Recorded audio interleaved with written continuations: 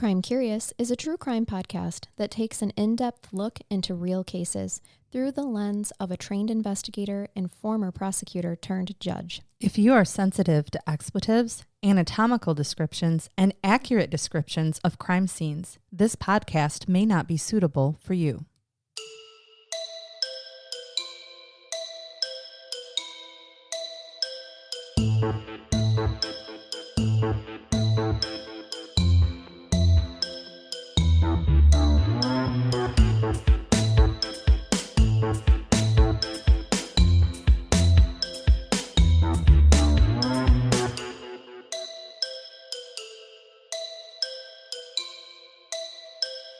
Welcome to Crime Curious. I'm Charnell. And I'm Megan. And let's shake our gree-gree. Oh, I have the sack. I have the raccoon bones. Is this thing stretching out or what? I feel like there's more room in this. I tell you, we have been fondling it a lot. I think that our guests over fondle the sack as Perhaps. well sometimes. Wes enjoyed himself some Kanga sacks. He sure that's did. For sure. He sure did. So, are you telling me a story today? I have a couple for you. And because there's just not a lot of information on this case, I'm bringing you some kind of obscure unsolved, at least on this first one. Oh, I almost died. That was weird. Is your tooth okay? And my teeth are fine. Good. It just kind of tipped at me. And yeah, I don't know. You and I are going to have words, she says to the microphone. These are mega microphones too. They're They heavy are. and if you got hit, aggressive. you get hit in the face with. Really confident killers make similar. So, my sources for this, I'm just going to put them out there. There was a cold case, the disappearance of Donna Doll, by Angie Lorgis and Becky Schlickerman, who were Tribune reporters, and then medium.com. Which I've been on a couple times, and they have some pretty good, interesting stuff on there. And then also northernstar.info, a story by Stuart Warren. So those are my sources for you today. That way everybody has them if they want to fact check me. So I'm going to talk to you about the unsolved murder, still to this day, of Donna Doll. Okay, I love her name. I know, right? Donna I'm going Doll. to give you all kinds of Doll stuff today. I love it. Yep. Well, and I'm going to start off with really bad information. Okay. Like cringy. I get it. When someone suffocates to death, it is long and slow and painful. Mm-hmm. It is technically asphyxiation, and as you and I are both aware, it occurs when your body is deprived of oxygen. It can take between 1 and 5 minutes to simply smother someone into unconsciousness, and then the victim must suffer without air another 3 to 5 minutes before dying. And if that doesn't sound like a long time, I implore all of you to try to do some sort of isometric move for 1 to 5 minutes, you know, a hollow body hold, crunches, something for that long. And it'll put into perspective just how long 1 to 5 minutes really is. Stare at a wall.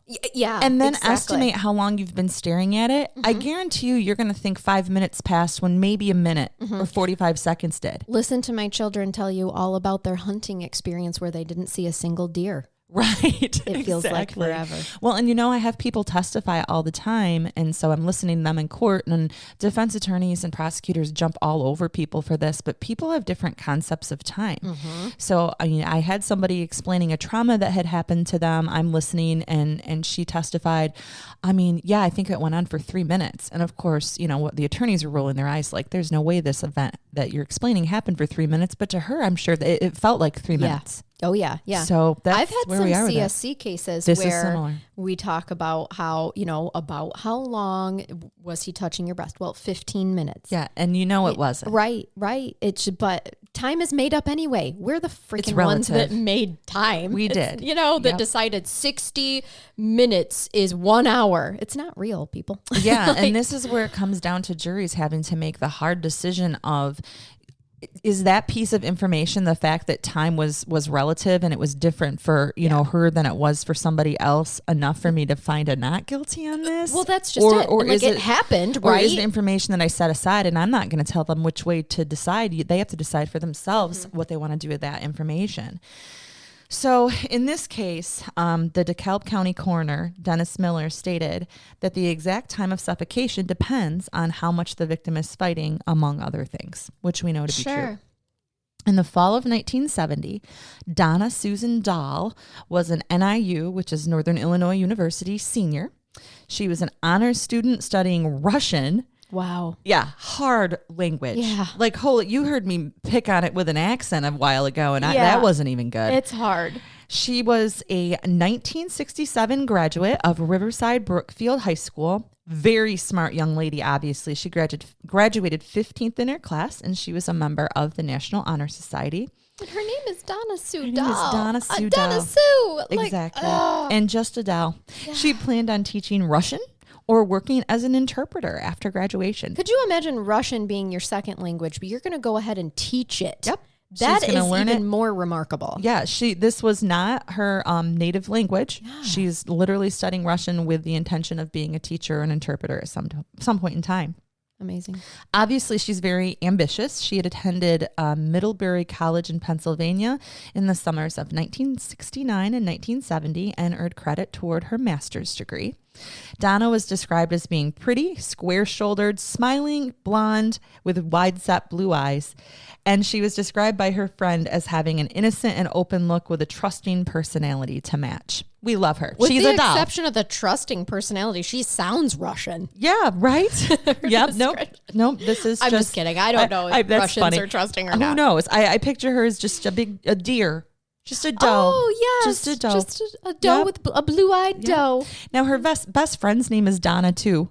Her best friend, Donna Charlotte, she talked about how in high school, Donna was never wild. She described her as unworldly and innocent.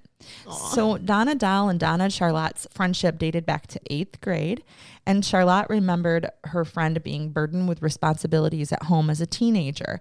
And by that, I mean, she was quoted, she basically took care of her younger brother and younger sister. Okay. And her parents always had chores for her to do. This is a strict house. She was the one who cleaned the house, the one who couldn't go out because she had to babysit. And Charlotte says she was pretty well tied down as a kid in high school. Wow. And I think we all know those kids. I would venture a guess that strict conservative parents who probably both worked, and she was the oldest by quite a bit, and so she's the one that took care of the house. The expectation kind of the second is mama, we're all surviving here. Exactly. Well, when Doll went to NIU, her life changed. I bet. Although she studied very hard, as Russian is a difficult and demanding language to learn, now she had time for visits with her friends, and more importantly, boys dating. Ooh. Yeah. So though she attended NIU on a scholarship, that does not surprise me. Yep. And worked weekends at the Swen Parson Library, her life was more her own in Dekalb. Mm-hmm. She was kind of coming into her own. On October 2nd, 1970, Doll clocked out of the Swen Parson NIU library where she was working that night at 9:59 p.m., 1 minute before her shift ended. She had plans. She's the purist. She is the purist. She was supposed to be meeting Donna Charlotte for the first time that fall. So the two co-eds had not yet seen each other that semester because Doll had spent the summer in Pennsylvania and Charlotte was a newlywed.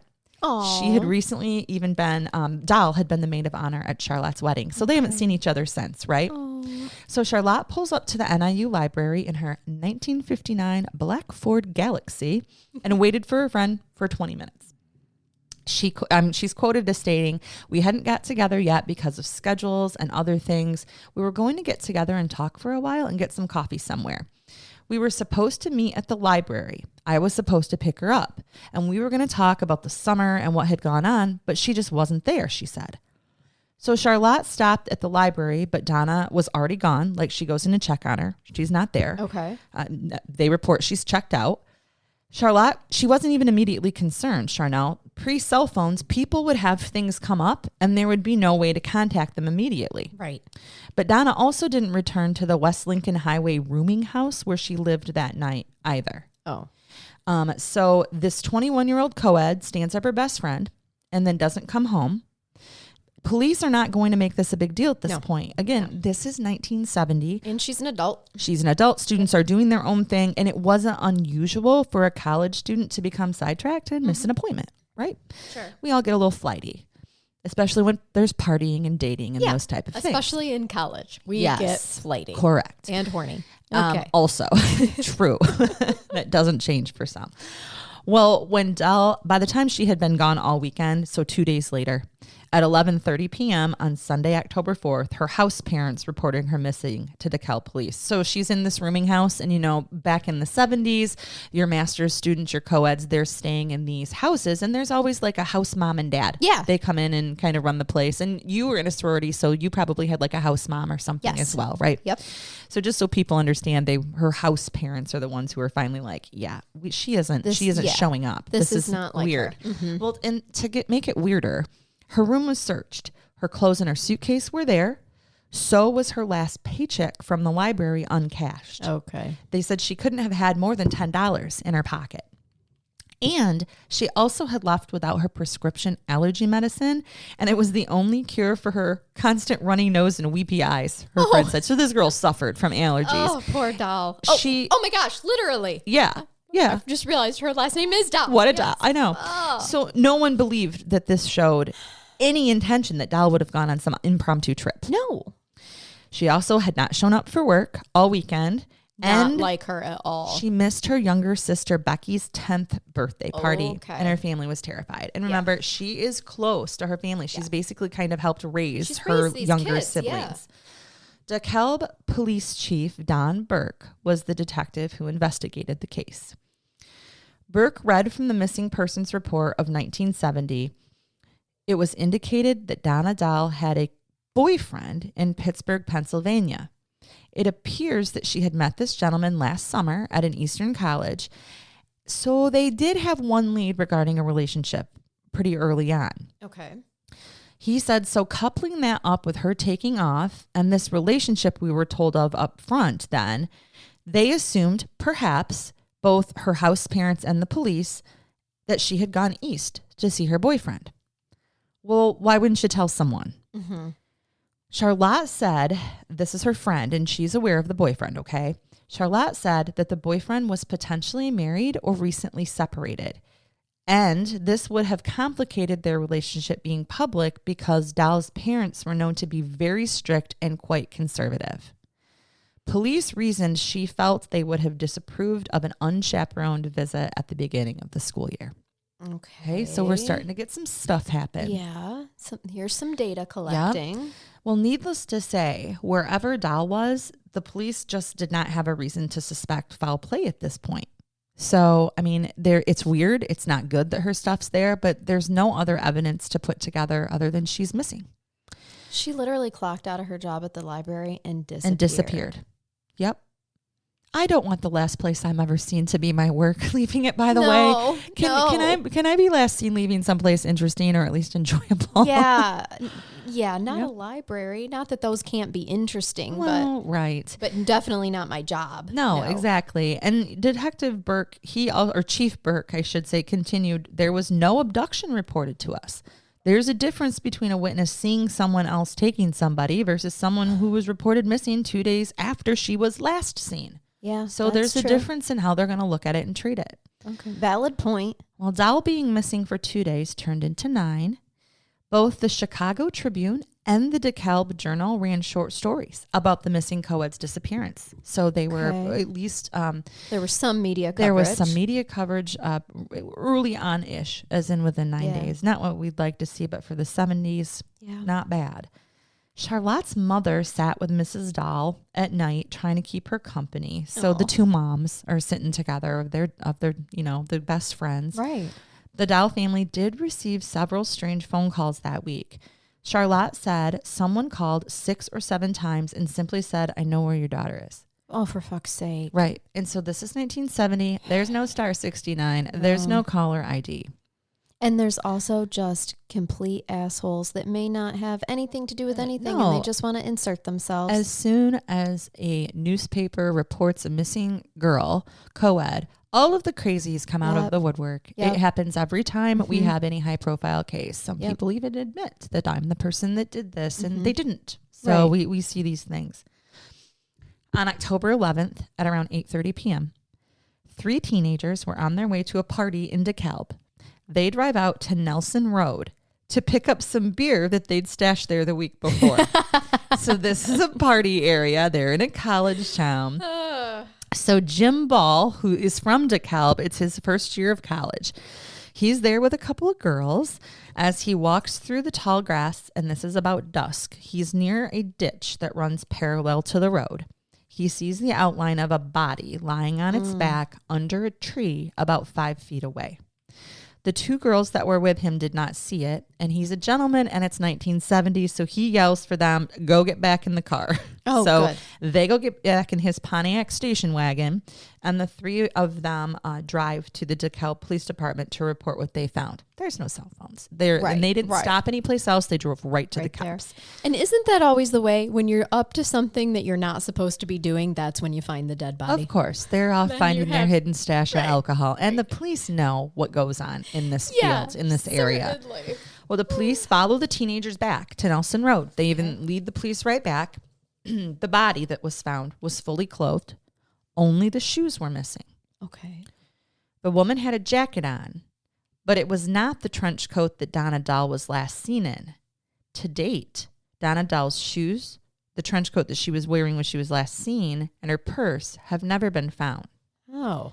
By 3 a.m. on Monday, police knew that they had found Donna Doll, that this was her body. Wearing somebody else's coat? A different coat.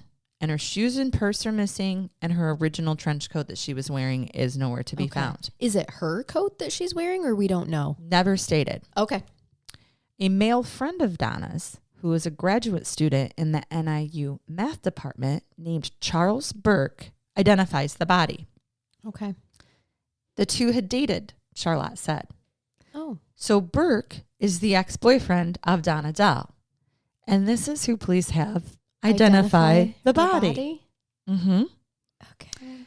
Now, ironically, there was a search party that was organized by Charles Burke and some of Donna's friends in the NIU Foreign Language Department. They had walked along the railroad tracks west of Dekalb looking for Donna in this area. Strangely, coincidentally even, the search had ended about a quarter of a mile short from where Donna's body was found. Yeah, okay, I'm going to take a sip of my coffee. And you get a little bit of goosebumps. Yeah, I don't like it. I don't like it. DeKalb County Sheriff Roger Scott said that in the 1970s, Nelson Road was a popular spot for NIU students to drive, to park, and drink. So you're going parking and you're partying. And probably some other things. And porking. Yes, exactly. The dorms weren't co-ed then, and there was a lot more, I quote, road partying. As evidenced by the kids that found the body. This is where your men and women were going to go to commingle and hang out. Yes. So this is a spot that they know of. Okay. Mm-hmm. Not an isolated area, not a place where I don't think one would want to dump a body unless you wanted it to be found. Mm-hmm. And you're familiar with the area. And you're familiar with the area. So newspaper accounts of the time showed that the town was in an uproar then. DeKalb is. Sure. People were confused and terrified. Some people wondered if there was a serial killer on the loose. Right. This was a safe town with no more than regular petty type crimes occurring. By the way, it's 1970. Yes, there's a serial killer on the loose. Of course, there's always a serial killer on the loose in 1970 Yes. in the United States. No one could understand what had happened, and the police captain, the sheriff's captain, Jim Laban, said the county was different then, even quieter than today. It had always been considered a safe rural area, and unexplained homicides in DeKalb were uncommon in the county. It didn't even have a morgue. Their county didn't even have a morgue. Yeah, I mean, so they're no sending one people died to in nearby. this county. Yeah, they just, so few people die probably naturally and of old age that they literally send them out to other counties. Wow. So they're sending people out because the volume's so low, why have a morgue? Yeah.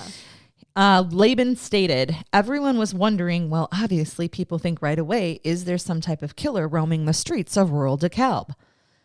So the prime suspect shifts and immediately becomes Burke. Sure. Okay, thank you. They turn their attention to the recently ended relationship between Doll and Burke.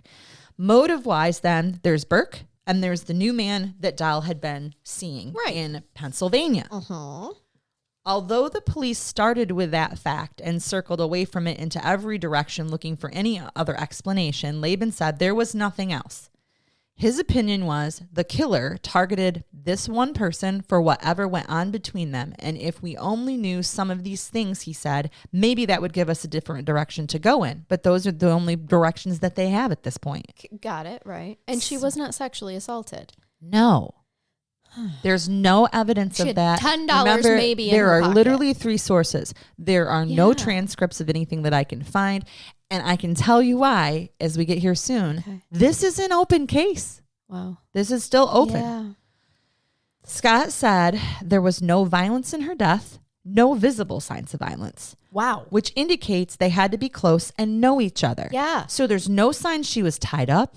There's no sign she was forcibly kidnapped, in that there were no tie or ligature marks. Yeah. We know someone could be held hostage, but there's nothing physically on her to indicate this. Right. She clearly wasn't fearful of her life until she realized it was being taken from her. That's what we speculate. Imagine. Yeah.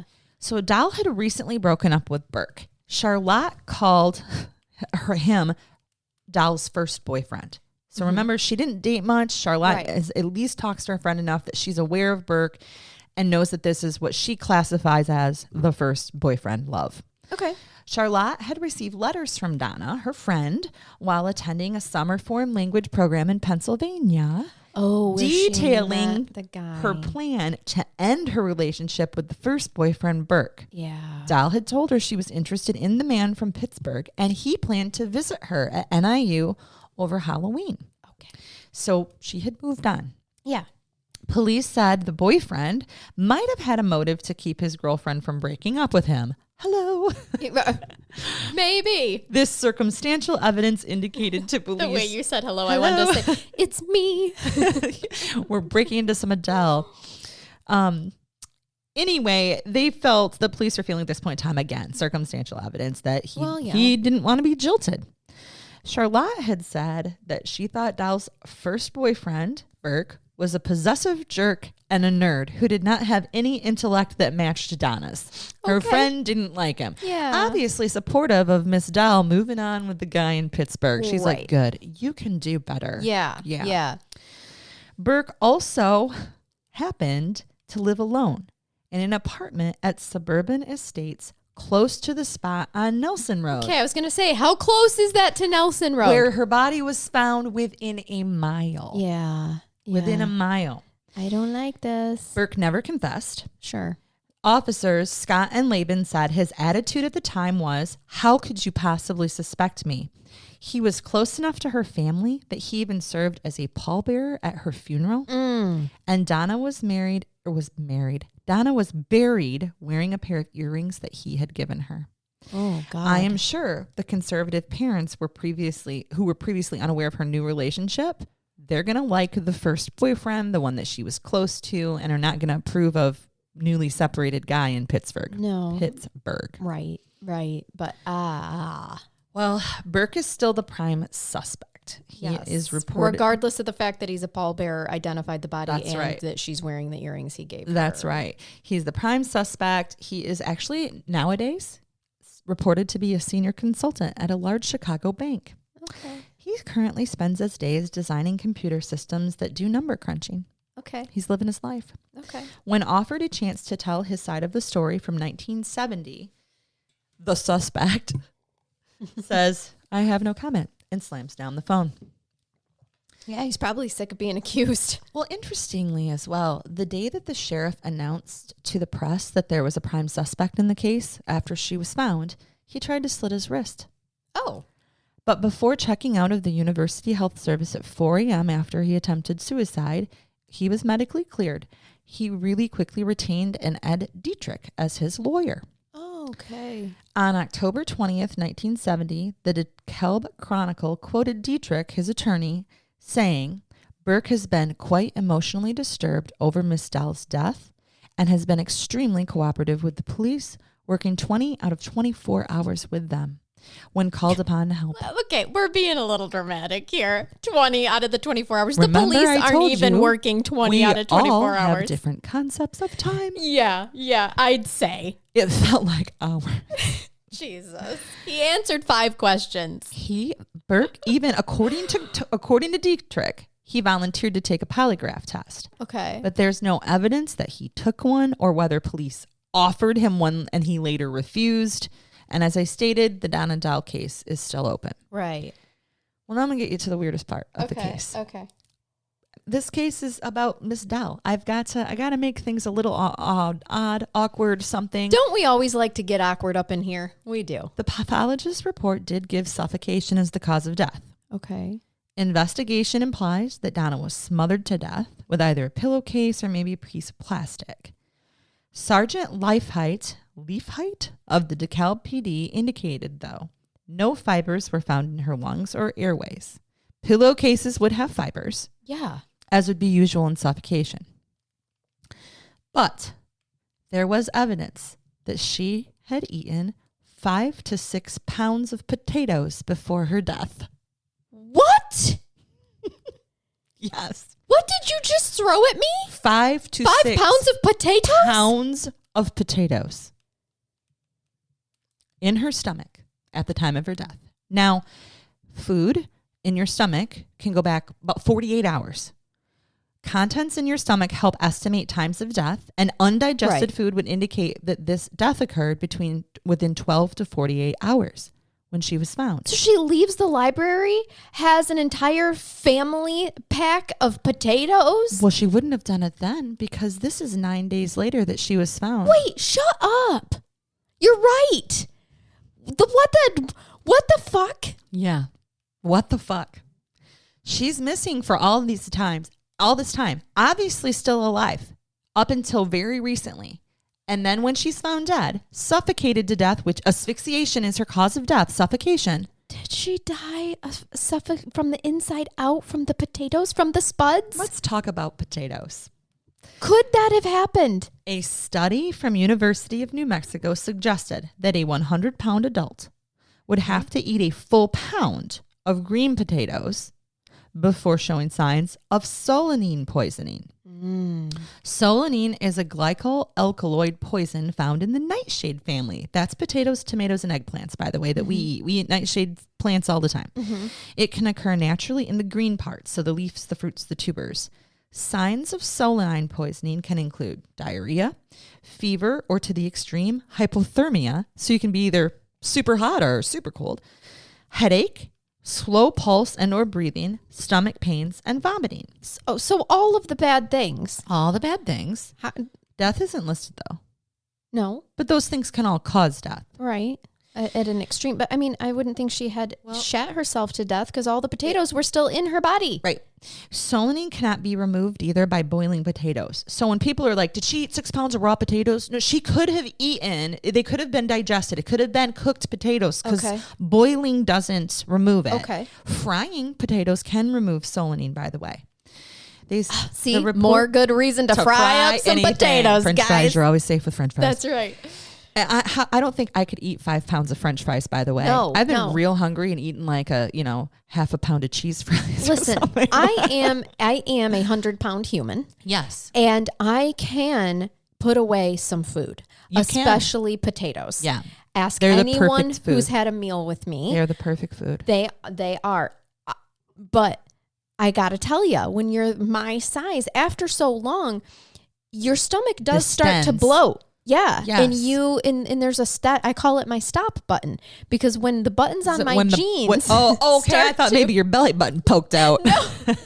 No, when the button on my jeans starts to leave an imprint on my abs, that's when I know that's your stopping point, honey. You should stop now. Yes, you are bloated. You've reached your full. Well, oh my God. Frying.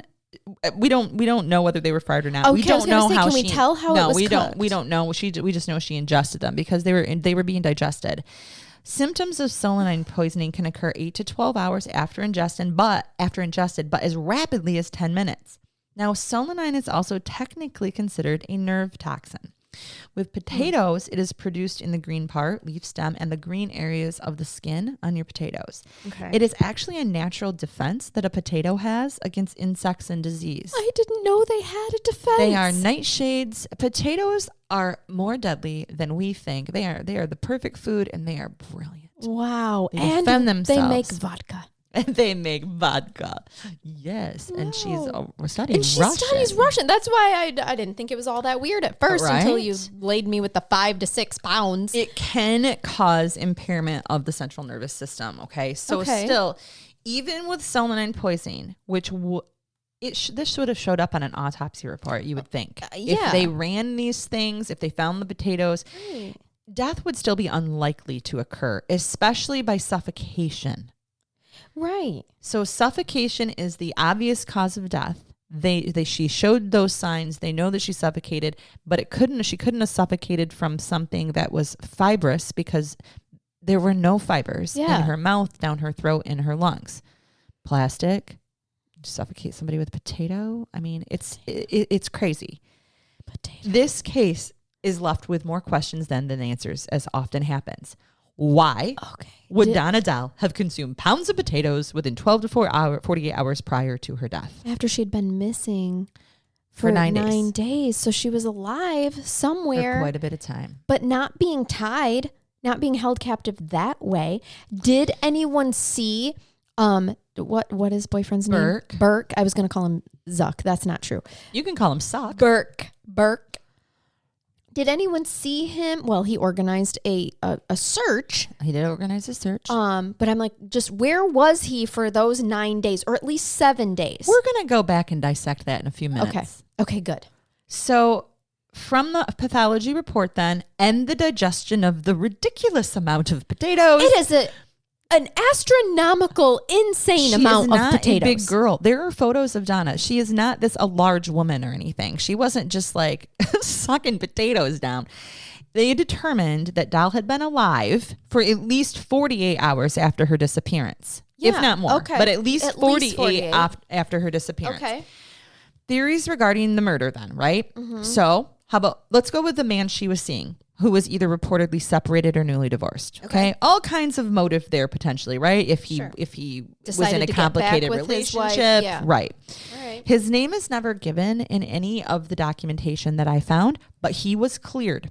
Okay. I assumed from what I read that he had an alibi and was states away from this area. But more importantly, he did speak to police, and he did not have any knowledge that Donna was coming to see him, and reported, as she had stated to her friend, he was planning on coming to see her around Halloween at college. Yeah. So he was planning on coming there. There's no indication. So there's been no secrecy. It was confirmed with what she wrote her friend about. Yes. He was open and honest with the police. She was just not open with her relationship to her family. Right, which I get that. Yes. Yeah, it's a tender area, especially if they liked Burke. Yeah. It'd be even harder to be like, they did. I dumped him. He was a pallbearer, and they buried her in earrings he had bought for her. Yeah. So clearly I can see from like him. Her perspective how it would be difficult to be like, by the way, Burke's not for me. I broke up with him, and I am into this other man that lives in Pennsylvania. You got it. Yeah. So how about we throw out completely unrelated to these two men? Could it have been a robbery or a kidnapping? Her shoes and her purse were missing. Okay. So someone took her purse that perhaps they thought had valuables in it. Were they swanky shoes or just regular shoes? We don't know. Okay. Could they have been? I do like me some good expensive shoes. And that would be a worst case. I would fight to the death if somebody tried to steal my shoes off my feet. Mm-hmm. But she's also not in an urban area. She is dumped out in a field. Right. She's wearing and she's a college student. They're on a scholarship. I can't imagine that her shoes really would have been that expensive. I would not have thought so.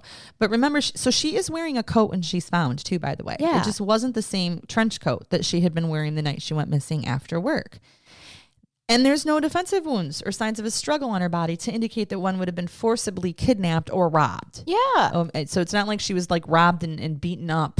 No. Robbed and asphyxiated and taken to a field. That to me says she was with someone that she knew. All right, let's go back to Burke and take it apart. Okay, please. We have a recently jilted boyfriend. Did he buy potatoes recently? That's what I want to know. Show me those grocery receipts. This is where, before I even read to you all of my notes, and this is all of my speculation from the investigation now, I feel like if there was investigation done on Burke, we are missing some huge pieces. And is it potentially because he's still their only suspect and this case is still open? So it's not been released? Sure. So I don't want to say that the police haven't done a good job. Right. I also want to state from this case back in 1970, he's never been convicted or charged. Mm-hmm. He's still innocent until proven guilty. So this speculation on my part is purely what I've put together from this. Right. And I want your opinion on it, which I think is all going the same way because our brains are one. It is magical. It is. It is magical. So we have a jilted boyfriend, a newly ended relationship. Donna disappears into thin air, which indicates she either went willingly and maybe even voluntarily to Burke's house after work instead of meeting her friend. He shows up to the library. She clocks out early because he says, hey, we've got to talk. I'm having a rough time. Mm-hmm. Did Burke hold Doll hostage then in his home for days? Did he force feed her potatoes? Or was he a bachelor that didn't cook and potatoes were all he cooked and that's what he was feeding her over the course of days to keep her alive? Mm-hmm.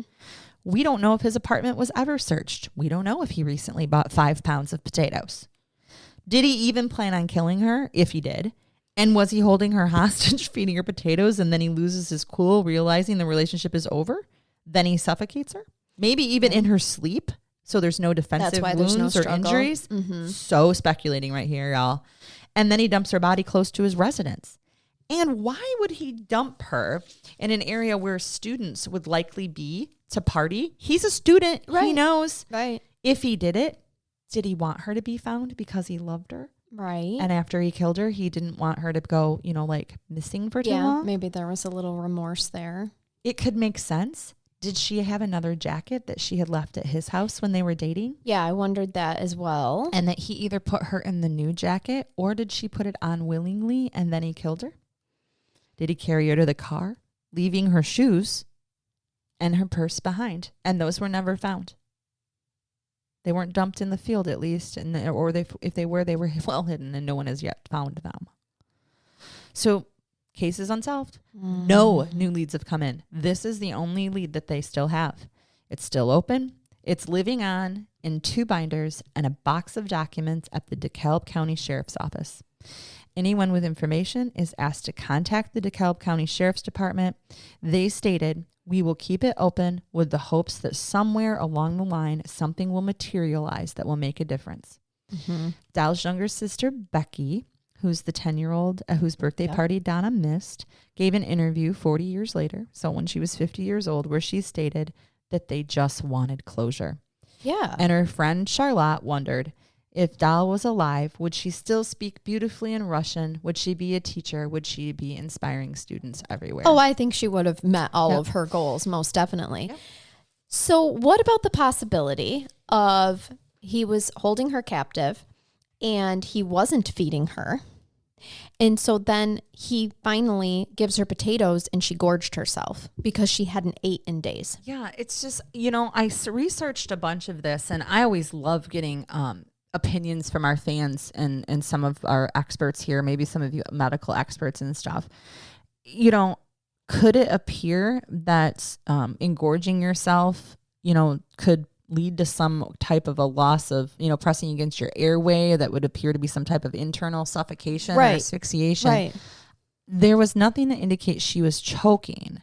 Like there was nothing found in her esophagus or anything. Okay. So this is just, those are the contents of her stomach and they were digested. This is the most bizarre. Never heard of somebody eating that many potatoes. Well, and some people have speculated maybe she didn't eat them all at once and maybe she'd been slowly eating them. Was she on some diet? Did she have some an eating disorder?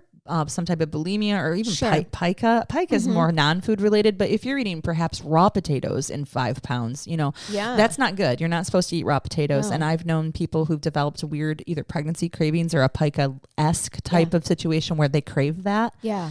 But others then have said, well, if she had been slowly eating them, they would have been going through her digestive tract and she wouldn't have had 5 pounds in her stomach, the contents of digestive. Because she had no health issues that were stopping her from digesting. No, she had allergies. Right. That's her only known medical diagnosis. And she was on medication, prescription meds for them, which she went without. It's odd to me. Could she have had an asthma attack? Do they not know?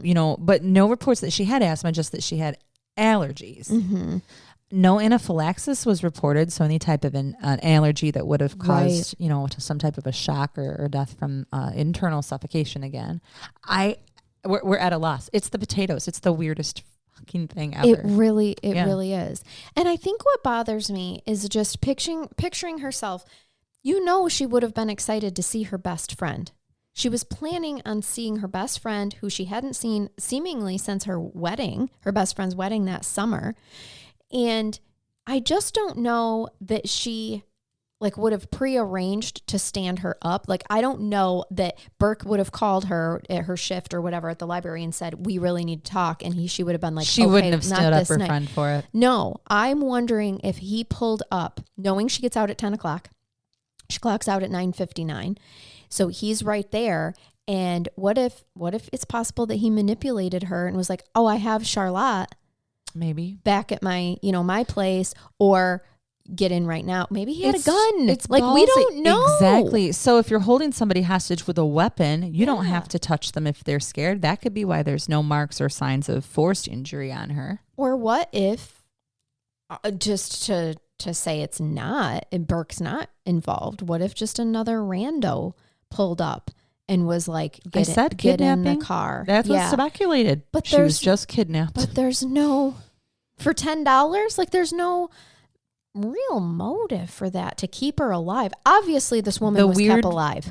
She was, at least for 2 days after she went missing. Right. Her family received a couple weird phone calls. That's true. We know where your daughter is. Yeah. But nobody confessed to anything or gave any other information than that. How do people get phone numbers for strangers back in 1970? The phone book. Right.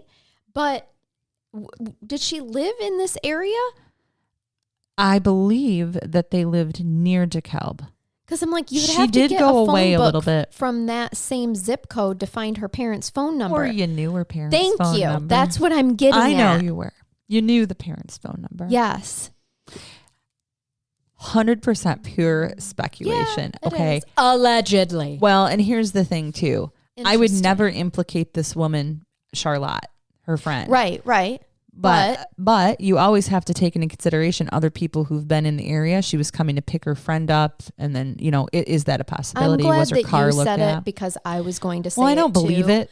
No, and I don't think any of the evidence leads us to this. No, but you have to think of alternative hypothesis. And I'm sure the police did. Sure. That's why she was that's why she was talked to. That's why she was interviewed and was able to give all this information. Right, most definitely. And I agree with you. It doesn't jive with me at all. But I'm just threw it out there because we want it all out there. And because she was supposed to be meeting her. I knew one of you listeners out there would be like, "Has anybody suspected the friend?" Right. I mean, we did just give you Pam Hupp a few episodes ago. Exactly. So trust me, your friends are sometimes not your friends. Yeah. That one doesn't fit as well with me, but again, it was someone who was supposed to be seeing her that night, so I think we definitely have to take that into consideration. Yep.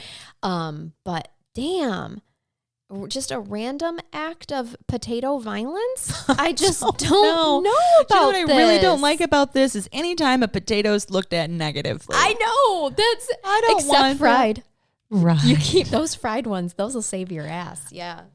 So when I was looking through on this case, that was one of the more bizarre unsolved cases in that area. And I think it's in one of the more bizarre unsolved cases, period. Why are the damn potatoes in there? I mean, how? Have we had other cases where people have had weird stomach contents? And certainly not like that though. That is very specific. I mean, that's one thing. 5 to 6 pounds of potatoes. Think about going to the store around Thanksgiving. I always buy the biggest, not the 2 pound, the 5 pound bag of Idahos so that I can peel them and make mashed potatoes. And we're talking 1 pound more than that 5 pound bag you guys buy for Thanksgiving. I buy a 5 pound bag for, I have 4 teenage boys. Yes. So for dinners, we buy a 5 pound bag and usually cook up all of them except for maybe like 2 to 3. Yes. But that feeds a family of 6 people. So same. I will cook up all 5 pounds of my potatoes and mash them, and it makes a huge, what would you call it? A pot, I guess, of a stock. I use a stock pot. It's a stock pot. Us too. Exactly. And then I literally can put it in the fridge. So it'll feed us for dinner that night. If all of my kids are home, one with the significant other, it'll feed all 7 of us. Plus I can put it in the fridge and it'll probably get some leftovers out of it for the 4 that actually are left living in my house for a couple days. Yeah. So that's just to put it in perspective of, I would never implicate this woman, Charlotte, her friend. I mean, we did just give you Pam Hupp a few episodes ago. Yeah. So that's one thing. Yeah. So Just to put it in perspective of how many potatoes that really is. The other thing, I love them, but and here's the other thing. It's not like anybody gave some information that, oh yeah, Donna, she liked the potatoes. She was hooked on them. Right. Yeah, exactly. I don't know where that accent came from, but I'm loving it. But you're right. No one said, oh, that was her go-to food. She wasn't on remember the 1970s fad diets? Yeah. I mean, I wasn't alive then, but I've heard of them. I was born in the late 70s, but was there any type of a potato? I don't think you were dieting on your breast milk. I mean, no. At that point in time, they did realize that you didn't need to smoke anymore to help your baby be smaller. I remember my grandma telling me that in terms of fads and things that happen when doctors would tell you, they're like, okay, now don't go gain too much weight during your pregnancy. Have some cigarettes that'll keep your appetite down. Oh, my God. Yeah, for sure.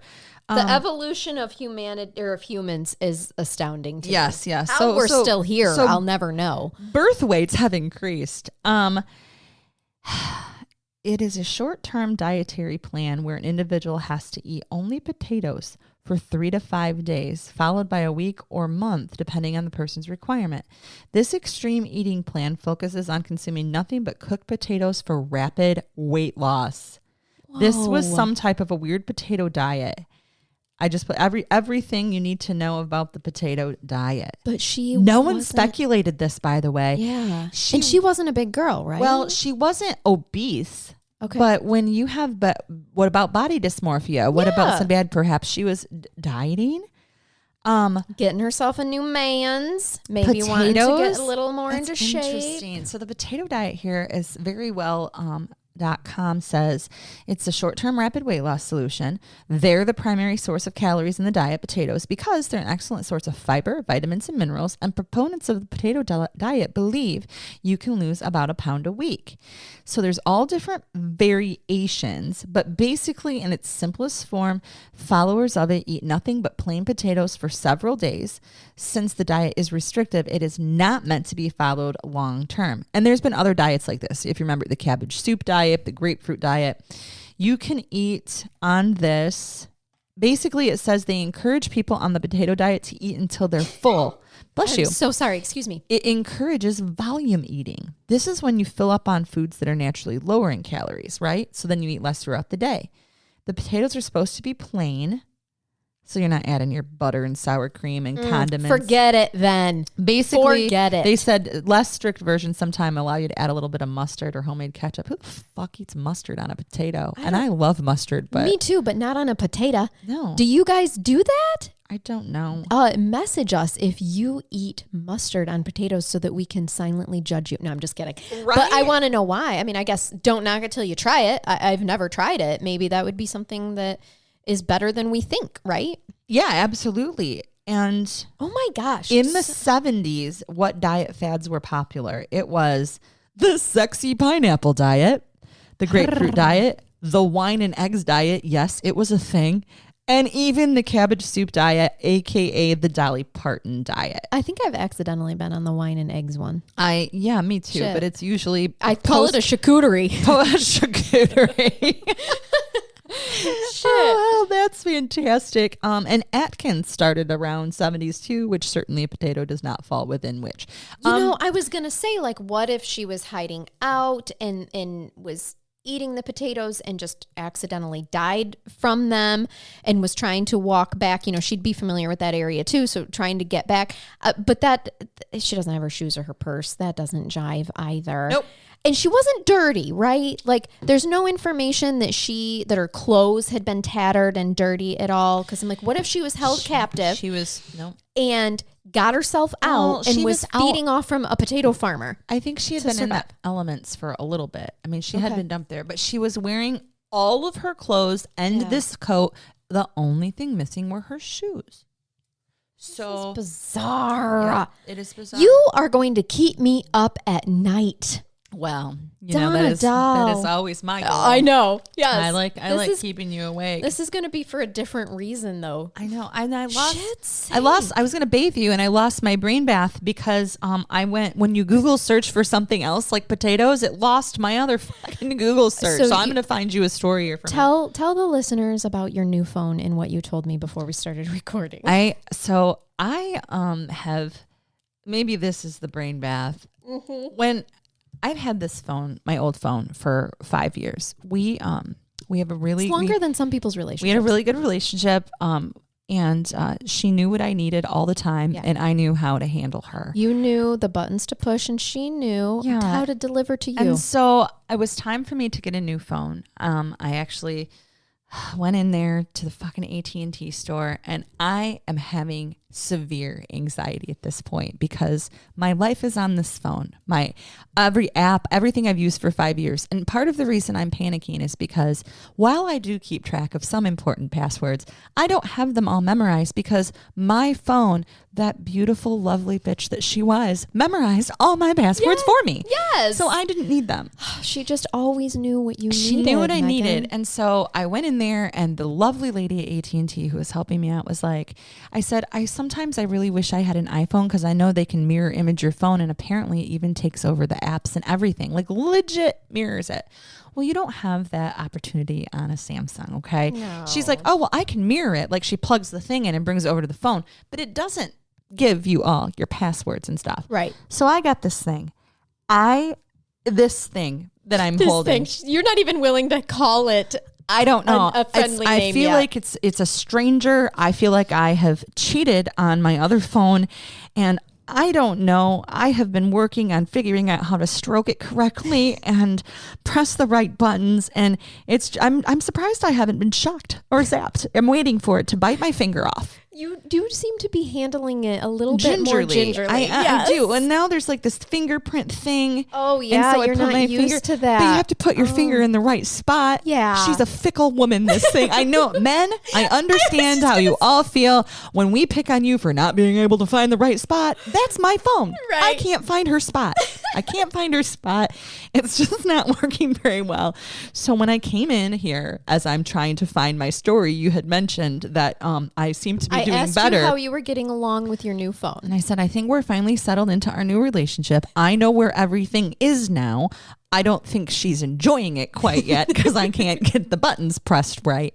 And sometimes she does things to me like won't let me press snooze because apparently you have to press it in the right spot on the inches on this phone. Oh. I am using my finger to try and shut the alarm off. Awake, not even half awake. She really kind of sucks. But she's sorry. pretty. She's pretty. Is pretty. I told Charnell that this is what this was like. Is like I've started dating a 25-year-old boy after dating a 45-year-old man. Being married to a 45-year-old man. And this is a very pretty new thing that I have, but I'm not quite sure how it works. And even when I think I'm doing it correctly, I think it tells all its friends that the old lady can't figure this shit out. That's where I am with this. It is talking behind your back about you. It is talking behind my back. It is. I don't know what else to say. But I I agree. It is wrapped up in a beautiful little package. Quite a sexy number that you've got there. Well, what I did to make her happy, I know I'm going back and forth between he or she because it doesn't really matter what sex this phone is. Either way, it's not giving you pleasure. Or how it identifies. It's not making me happy, and I don't think it makes it happy either. But I did get the Kate Spade case. I did see that. So while I'm screaming at this thing, I can at least look pretty doing it. Yours is Kate Spade too. It is. This is how much alike we are. We are. Yep.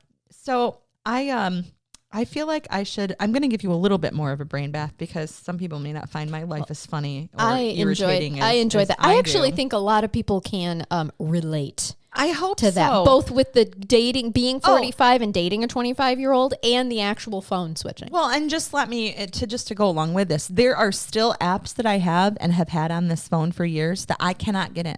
Oh, okay. So I have there's a photo app that I can't figure out how to get in. I could not get into Facebook or to get on to answer any of our Patreon's questions and stuff onto our Crime Curious website.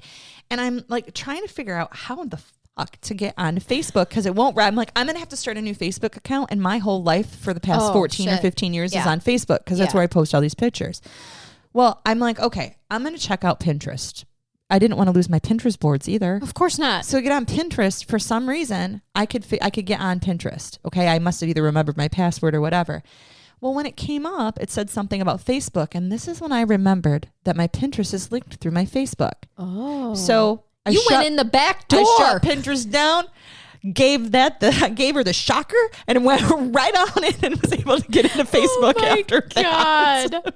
That's funny. Yep, absolutely. So, yeah, I can't find anything else. I was going to try to find you a weird potato story, but for some reason, this phone believes that the story that I just looked up with Donna Doll is the only weird potato story I am allowed to know. I bet there's not. I feel like Donna's story is the weirdest thing potatoes have ever done. It may have been. I don't know. I think they live a pretty low-key life. But yeah. Do you want me to see if there's a funny potato story? Yeah, let's see if we can. We used to race and see who could find something quick. But yeah, now Charnell's going to win. Oh, look, there's actually a thing called Weird Potato Stories. Oh. I found a Gawker one. Let's see. Patrick's Potato Surprise. Okay. Patrick the Potato. That's funny. Let me see if I can scroll down. Okay. Oh, good. I have one too. All right. Patrick Potato is a potato. He woke up.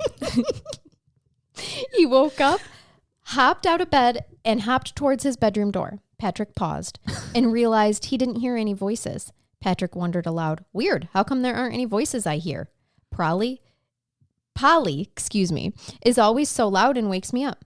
Patrick just shrugged it off. I guess potatoes have shoulders. Yes. Thinking they're just sleeping in. Since it's a Sunday and his mom and dad don't have any work, and since him and Polly don't have school, Patrick decided to go out to his favorite restaurant for breakfast.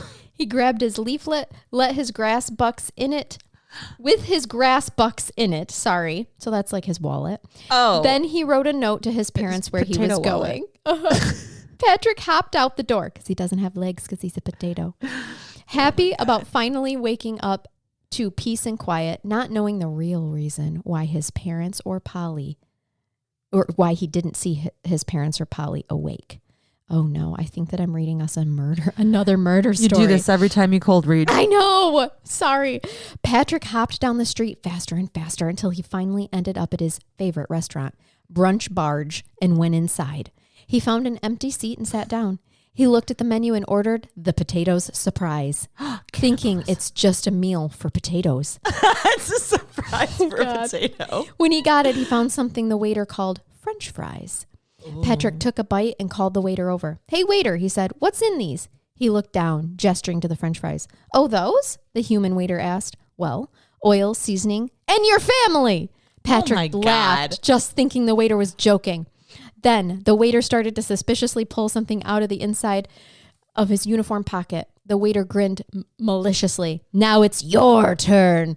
You will be someone else's potato surprise. Holy shit, this took a turn. The waiter laughed manically, and Patrick realized the human waiter wasn't joking at all. I am sorry for what I just did to all of us. Patrick's potato surprise is not a good story. How do you always lead us to murder? Wow. I don't know. In this one. Look at how innocent this little potato is. He's sleeping. He is so cute. I just read somebody's story. The author did not give their name for good reason, because it's a shitty story where you kill the potato family. Put yourself in this person's shoes. From Gawker. It says, it's titled by Gabrielle Bluestone. This probably made up Reddit story about a potato is incredibly good. Have you read the best literature in all the best libraries? That wasn't English. Wow. I apologize, Miss Bluestone, but you need to do some proofreading on your article. Please. Perhaps you'll allow me to point out to you a gem you may have overlooked. The Reddit story about a man who decided to pretend he'd never seen a potato before. Originally posted on Reddit's Today I Fucked Up forum. I've got to read this. The strange potato story is undoubtedly not real, but still should be read. The unabridged tuber tale in all its grandeur. Okay. Let me tell you that I have made a bad mistake this evening, he starts. My girlfriend, who let me tell you is only my second girlfriend of all time, said I am, quote unquote, invited to dinner with her and her parents. I was aghast, nervous, and bashful to be invited to such a situation, but I knew it must be done. I met them nicely, I should tell you, and it started off in a good way. I met them nicely. The idea slapped my mind that I should do a comic bit to make a good impression and become known to them as a person who is amusing. Why do I feel like this is our friend Jason? Oh, God. When I saw the baked potatoes were served, I got the idea that it would be very good if I pretended I did not know what potatoes were. That would be funny. Oh, no. Well, let me tell you, backfired on my face. I'll tell you how. So first, when the potato became on my plate, was this written by a bot? I acted very interesting. Yes, it was written on Reddit. I showed an expression funny on my face so as to seem that I was confused, astounded, but in a restrained way, curious and interested. They did notice and seemed confused at my confusion, but did not remark. So I asked, "This looks very interesting. What is this?" They stared at me, and the mother said, "It's a baked potato." And I was saying, "Oh, interesting, a baked, what is this again?" And she was like, "A potato." And I was like, "A potato? Oh, interesting. Never heard of a potato. Oh, Looks my God. pretty good." She's like, "You're not interesting." And then they didn't see I was clowning, but thought I really did not know what a potato was. So I knew I would be very shamed, humiliated, depressed, and disgusted if I admitted to making a bad joke. So what I did was to act as if it was not a joke. Oh. But I committed to the act of pretending I didn't know what a potato is. Took it too far, too long, man. He got himself in trouble. Oh, this is yeah. not a guy who's dated often. He said he didn't. They asked me, very incredulous, did I really not know what a potato is? That I had never heard of a potato. I went with it, and I told them, yes, I did not ever even hear of a potato. I am a 40-year-old virgin. What do you expect? Only had I never eaten a potato, I'd never heard the word potato. No. This went on for a bit, and my girlfriend was acting very confused and embarrassed by my fucked up antics. And then the more insistent I was about not knowing what a potato was when the parents started thinking I did. Is when the parents did start thinking that I did know what a potato was. So at this point, they're like, okay. Well, let me tell you, I had to commit 100% at this point. When I would not admit to knowing what a potato was, the father began to get annoyed. At one point, he said something like, "Enough's enough. You're fucking with us. Admit it." And I said, "Sir, before today, I never heard of a potato. I still don't know what a potato is other than some kind of food. I don't know what to tell you." Well, let me tell you, he got very annoyed. I decided to take a bite of the potato, and when I did, I made a high-pitched noise and said, "Tastes very strange." Oh my God. This is when the father started yelling at me, and the mother kept saying, "What are you doing?" And my girlfriend went to some other room. Finally, the father said, "Get the fuck out of his house." And I said that was irrational just because I never heard of a potato before. Well, let me tell you, he didn't take to that kindly. Now, in text messages, I have been telling my girlfriend I really don't know what a potato is. The only way I can ever get out of this is for them to buy that I don't know what a potato is. I wish I never started it, but I can't go back. I think she's going to break up with me. I think her dad broke up with you, man. No, it was so stupid. I apologize for what we just did to you. And this is a rendition of if you type in something weird in Google. This is what you come up with. This is what you get. I got ridiculousness and you went right to a potato murder. I don't know how that finds me. How do these stories find me? I'm so sorry. I put the vibe out there that I'm doing a true crime podcast and it just comes to me. That's what you got. I didn't mean to kill Patrick the potato and his entire potato family. I'm sorry. Yeah, well, that's and where we were with I hope that story that you told is made up. And the lady referred to it as a made up story, but at the same token, there are people who will do that shit. That awkward. We know those people. We do. And then it's like, no, okay. But a lot of times you just drop it. Like you just drop the whole thing and just let it go. But there are people who will want to overly commit to their joke. Right.